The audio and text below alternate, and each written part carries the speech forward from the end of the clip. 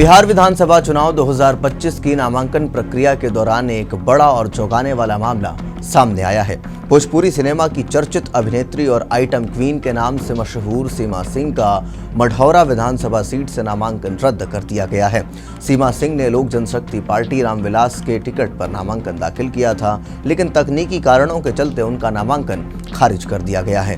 इससे न केवल सीमा सिंह की राजनीतिक पारी को झटका लगा है, बल्कि यह एनडीए के लिए भी एक बड़ा नुकसान माना जा रहा है। सीमा सिंह ने अपना नामांकन 17 अक्टूबर 2025 को भरा था, जो पहले चरण के नामांकन का अंतिम दिन था। लेकिन अगले दिन यानी 18 अक्टूबर को जब जिला निर्वाचन पदाधिकारी द्वारा नामांकन पत्रों की जांच की गई तो कई तकनीकी त्रुटियां सामने आई। मुख्यतः दस्तावेजों की कमी या अधूरे कागजातों के कारण उनका नामांकन रद्द कर दिया गया। सीमा सिंह अकेली ऐसी प्रत्याशी नहीं है जिनका नामांकन रद्द हुआ है। उनके साथ ही 3 और उम्मीदवारों के नामांकन भी खारिज किए गए हैं। इनमें निर्दलीय उम्मीदवार अल्ताफ आलम राजू, बहुजन समाज पार्टी के आदित्य कुमार और निर्दलीय विशाल कुमार शामिल हैं। मढ़ौरा सीट पर कुल 13 नामांकन हुए थे, जिनमें से 4 को अमान्य घोषित किया गया। सीमा सिंह ने हाल ही में चिराग पासवान के नेतृत्व वाली लोक जनशक्ति पार्टी रामविलास ज्वाइन की थी। पार्टी ने उन्हें प्रदेश महासचिव जैसे महत्वपूर्ण पद से नवाजा और चुनाव लड़ने का मौका भी दिया। उन्हें मढ़ौरा जैसी महत्वपूर्ण सीट से उम्मीदवार घोषित किया गया। सीमा सिंह की लोकप्रियता और भोजपुरी इंडस्ट्री में उनकी मजबूत पकड़ को देखते हुए माना जा रहा था कि वह एनडीए के लिए एक प्रभावी उम्मीदवार साबित हो सकती हैं। उनके नामांकन के समय बड़ी संख्या में समर्थक और प्रशंसक मौजूद थे।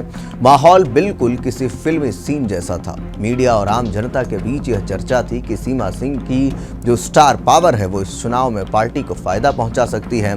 नामांकन पत्र में सीमा सिंह ने अपनी शैक्षणिक योग्यता 9वीं पास बताई थी। साथ ही उन्होंने लगभग 58 लाख रुपए की संपत्ति घोषित की, जिसमें 22.5 लाख रुपए के गहने शामिल हैं। यह भी दर्शाता है कि उनका सामाजिक और आर्थिक प्रभाव क्षेत्रीय स्तर पर मजबूत है। एनडीए खेमे में सीमा सिंह को एक ऐसे चेहरे के रूप में देखा जा रहा था जो खासकर युवाओं और भोजपुरी भाषी मतदाताओं को आकर्षित कर सकती थी। एलजेपीआर के लिए यह सीट महत्वपूर्ण मानी जा रही थी। अब जब सीमा सिंह मैदान से बाहर हो गई हैं तो एनडीए को इस सीट पर अपनी रणनीति दोबारा तैयार करनी होगी। सीमा सिंह के नामांकन रद्द होने से मढ़ौरा सीट का मुकाबला पूरी तरह से बदल गया है। विपक्षी पार्टियों विशेषकर राष्ट्रीय जनता दल और जदयू के लिए यह एक अच्छा मौका हो सकता है, क्योंकि अब एनडीए का सबसे चर्चित चेहरा इस रेस से बाहर हो चुका है। आरजेडी और जदयू पहले से ही मढ़ौरा सीट पर अपनी जनाधार मजबूत करने में जुटे हुए थे। सीमा सिंह के चुनावी मैदान के बाहर होने के बाद अब इन पार्टियों के बीच मुकाबला और दिलचस्प हो गया है। आरजेडी को इससे मनोवैज्ञानिक बढ़त भी मिल सकती है, क्योंकि लोजपा रामविलास के प्रत्याशी के नामांकन रद्द होने से सीट पर बंटवारा कम होगा। राजनीतिक गलियारों में अब यह सवाल उठ रहा है कि क्या सीमा सिंह भविष्य में राजनीति में दोबारा प्रयास करेंगी? क्या वे किसी और सीट से मैदान में उतर सकती हैं या फिर अगली बार पूरी तैयारी के साथ वापसी करेंगी? फिलहाल इस पर सीमा सिंह की तरफ से कोई सार्वजनिक बयान नहीं आई है।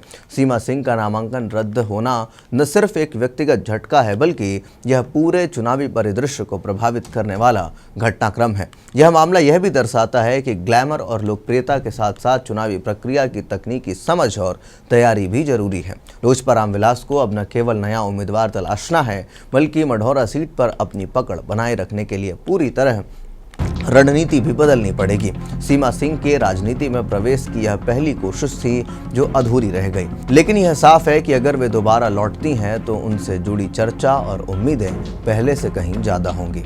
आप जो कुछ सोचते हैं अपनी राय कमेंट बॉक्स में जरूर दें। धन्यवाद।